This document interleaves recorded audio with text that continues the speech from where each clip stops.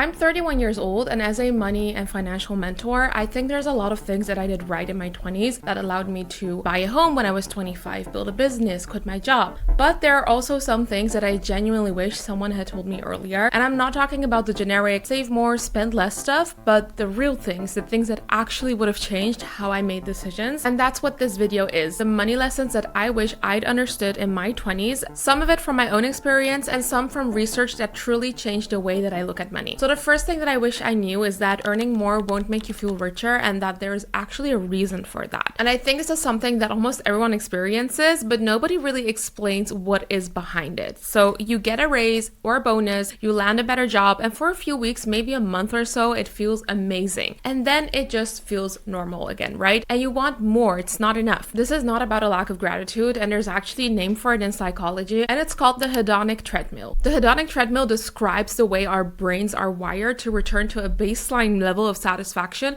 regardless of what changes in our circumstances. Research has shown that this is how our brains work over and over and over again. People who get significant raises, people who win the lottery, within about a year, their happiness levels are basically back to where they started because we adapt. That's just how our brains work. And this matters financially because if you're operating under the assumption that earning more will eventually make you feel secure and satisfied, you're going to keep chasing a feeling that keeps moving because every time you hit a new income level, your lifestyle adjusts to meet it, your expectations adjust to meet it, and then you end up feeling roughly the same as before, just with higher expenses. And this is exactly why you can find people earning $80,000 a year feeling just as financially stressed as people earning $30,000 a year. The number might have changed, but the feelings didn't. So what do you actually do with this? You stop waiting to feel financially secure and you start building real security instead. Because the feeling of security doesn't come from earning more, it comes from owning things that grow. Things like investments, assets, things that work for you even when you're not working. And that shift from chasing income to building assets is one of the most important ones that you can make in your 20s. And trust me, if you think right now, oh, but how am I going to build assets as a 20-year-old? You can take small steps towards that, and I will tell you how to do that. The second thing that I wish I knew is that your biggest financial asset in your 20s is not money, it's your earning potential. And this one took me a while to really understand because we talk a lot about money in terms of investing and things like that, but in your 20s, one of the highest return investments that you can make is actually in yourself. Think about it this way: a course, a skill, a certification, anything that costs you $2,000 or $3,000 that can get you a $5,000 raise, that raise compounds for the rest of your working life. So if you can get that raise at 25 and it stays with you through your career, the return on that $3,000 investment is enormous, way more than most financial investments could deliver in the same time frame. And yet we don't think about it that way. We think about investing in the stock market, which is also super important, and we will get to that, but we forget that our income is the engine that makes all of it possible. The bigger your income, the more you can invest in other things. And the more that you can invest, the faster everything compounds. So in your 20s specifically, I'd always ask, where can I invest in myself that would meaningfully increase my earning potential in the future? Think about a skill that's in demand, a role that stretches you, something that makes you worth more, any type of knowledge, because that type of investment pays dividend for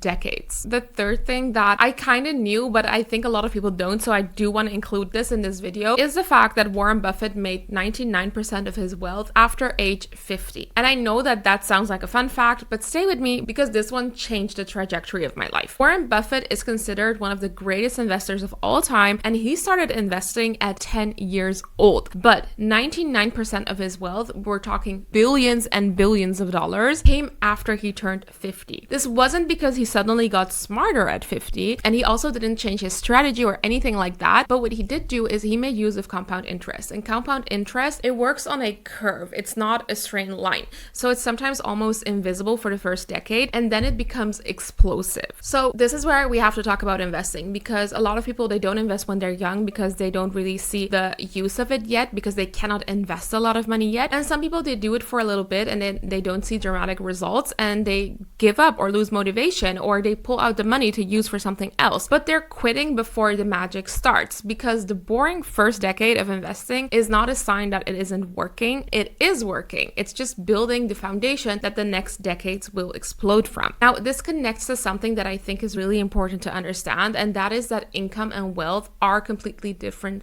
things. You can earn a great salary your entire life and have very little to show for it if none of it was ever invested and given time to compound. Because wealth isn't built from earning alone, it's built from owning things over time. And I spent years thinking that if I earned more, I'd automatically be better off financially. But income is only what comes in and wealth is what stays and grows. The moment that things shifted for me was when I stopped thinking about what I earned and I started thinking about what I did with what I kept. So I started properly investing in 2022, and I genuinely wish that I had started 2 years earlier when I first found out about it, because 2 years doesn't sound like a lot, but in those 2 years, the stock market nearly doubled. That's not just 2 years of returns that I missed, it's the foundation of a compounding curve that I started 2 years later than I needed to. So if you're in your 20s right now and you haven't started yet, please start not when you have more money, not when things feel more stable, now even if you start with $50, because the most valuable thing you have right now isn't money, it is time. The next thing that I wish that I had known is that buying a home is not automatically a good financial decision. So I bought my first home at 25, and I'm glad that I did right now, but I'm not going to lie and tell you that I wasn't struggling a little bit in the beginning. And that's for reasons that most people don't talk about. So there's this idea that renting is throwing money away and buying is always a smart financial move. But the reality is way more nuanced than that, because buying a home is a good decision when you're financially ready for it. When you have the down payment, when you have accounted for all of the extra costs that nobody warns you about, and when you're not stretching yourself to the absolute maximum that the bank will give you. And that last thing is what most people do. They buy a home that is the max that they can afford. Now, just because you can get approved for a mortgage doesn't mean that you should take that mortgage. And what I wish that I'd known earlier is that the bank will approve you for way more than you should actually borrow. And taking the maximum is how people end up house poor, which means that they own a home that they cannot afford to do anything else from. So the rule that you should use is to set your budget at least 15%